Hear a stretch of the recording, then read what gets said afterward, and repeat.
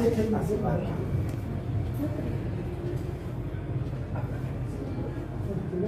हम लोग जिंदा रहे तो चलता है। महाबलेश्वर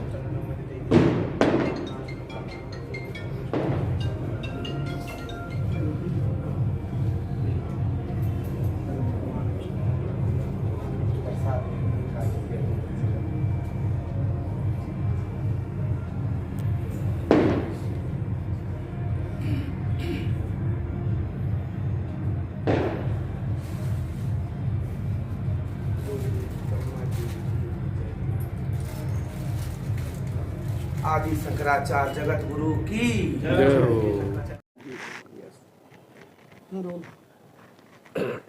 हाँ जी बताइए, आज अजमेर क्या? आज मैं आप लोगों को बुलाने के कारण मैं अजमेर से जुड़ी रही हूँ और अजमेर से मैं नॉमिनेट पार्षद भी रही हूँ और आज मैं अपने संघर्ष के बदौलत राष्ट्रीय पार्टी उत्तर प्रदेश राज्य की मैं भारतीय जनता पार्टी माननीय श्री योगी आदित्यनाथ जी की सरकार में राज्य मंत्री दर्जा प्राप्त किन्नर कल्याण बोर्ड उत्तर प्रदेश सरकार की वाइस प्रेसिडेंट बनाई गई हूँ और मैं उत्तर प्रदेश सरकार की तरफ से ब्रह्मा जी की नगरी ब्रह्मा जी के पुष्कर सरोवर में मकर संक्रांति के पावन पर्व पे वहाँ पे स्नान करके ब्रह्मा जी की नगरी में ब्रह्मा जी से हमने प्रार्थना किए 2022 में पूर्ण बहुमत से भारतीय जनता पार्टी की सरकार बने और गंगा यमुना सरस्वती की जो हमारी भारत की धरोहर जो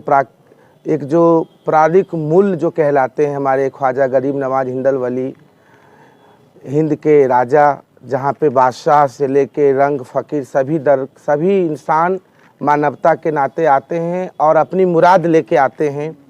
तो मैं गरीब नवाज की बारगाह में आई हूँ। 2022 में माननीय योगी आदित्यनाथ जी की फिर से सरकार बने, यह मैं डोरा लक्षा बांधने आई हूँ और गरीब नवाज की चौखट पे मन्नत मांगने आई हूँ जो हमारी योगी आदित्यनाथ जी फिर से उत्तर प्रदेश राज्य के मुख्यमंत्री बने। हमारे सैयद साहब हाजी शमीम चिश्ती जी के नेतृत्व में हमने अकीदत फूल और चादर पेश किए हैं। हमारी चादर योगी सरकार जी की तरफ से और फूल और इत्र हमने ख्वाजा गरीब नवाज की बारगाह रिसालत में पेश करने का काम हमारे जो हाजी सैयद शमीम चिश्ती जी के नेतृत्व में और आमद जी हैं पूर्व पार्षद, उनके नेतृत्व में हमने पेश किए। और आज हमारे जो कैंडिडेट भारतीय जनता पार्टी ने घोषित किए हैं उस सारी कैंडिडेट के लिए हम शुभकामना देने आए और गोरखपुर से हमारे माननीय मुख्यमंत्री जी प्रत्याशी बने हैं। भारी मतों से जीत होंगे हमारे केशव प्रसाद मौर्य जी उप मुख्यमंत्री और हमारे माननीय योगी आदित्यनाथ जी, उनके लिए भी हम प्रार्थना करें लाखों मतों से जीते क्योंकि उनका घर है गोरखपुर और अयोध्या से लड़ने की बात थी और अयोध्या से लड़ते तो और खुशी होती लोगों के बीच में, परंतु केंद्रीय बोर्ड ने और प्रदेश के शीर्ष नेतृत्व ने गोरखपुर से लड़ाने के लिए उन्हें चयन किए हैं। ये बहुत खुशी की बात है। आज मैं अजमेर में हूँ और मैं कल यहाँ से जाते से ही मैं स्टार प्रचारक भी हूँ और हमें माननीय अमित शाह जी ने एक रथ यात्रा दिए हैं किन्नर आशीर्वाद, उसकी मैं शुरुआत भी की थी। अभी हम लोग 15-20 जिलों में दौरा करके आई हूँ। इसी व्यस्तता के होने के कारण भी मैं अजमेर में आई हूँ और कोई क्वेश्चन हो तो आप पूछ सकते हैं। आप लोग देखिए, भारतीय जनता पार्टी राष्ट्रीय पार्टी है, उनके पार्टी में जो कहते हैं सबका साथ सबका विकास वो करते हैं। इतने समय मैंने और पार्टियों में दी हूँ, परंतु भारतीय जनता पार्टी ने जो कहे जो हम आपको मंत्री बनाएंगे और अभी जो है माननीय प्रधानमंत्री श्री नरेंद्र मोदी जी वो देश से नॉमिनेट राज्यसभा भी एक किन्नर को भेजने जा रहे हैं, एक सीट किन्नर समाज को दे रहे हैं। देखिए, अभी पहली बार देश में पद्म भूषण किसी किन्नर को राष्ट्रपति भवन में देने का काम के जो बेंगलोर से किन्नर को पद्म भूषण दिए हैं। तो भारतीय जनता पार्टी सबका साथ और सबका विकास करती है और राजस्थान में भी 2023 में चुनाव है, आपके यहाँ 23 में तो है, तो इसमें भी राजस्थान में भी बीजेपी आएगी और उत्तर प्रदेश में 300 से ज़्यादा हम लोग भारतीय जनता पार्टी सीट जीतने जा रही। सबका साथ सबका विकास की बात करते हो, लेकिन भाजपा के लोग विधायक छोड़ के ज़्यादा, ऐसा क्यों? भाजपा को फर्क पड़ेगा क्या? देखिए, ये विधायक छोड़ के गए हैं, यह विधायक, इनसे उनके कार्यकर्ता नाराज हो गए। उन्होंने ना तो कभी मीडिया को सम्मान दिए, ना पोर्टल मीडिया, इलेक्ट्रॉनिक मीडिया, ना ही प्रिंट मीडिया का, और उनके अपने जो कार्यकर्ता थे जिनके दम पे वो चुनाव जीतते थे, वह कार्यकर्ताओं का काम ना करने के वजह से, और वह भारतीय जनता पार्टी पे दबाव बना रहे थे अपने बेटा के लिए, अपने पुत्र के लिए और अपने रिश्तेदारों के लिए। तो ये राष्ट्रीय पार्टी होने कारण से सबको मौका देती है।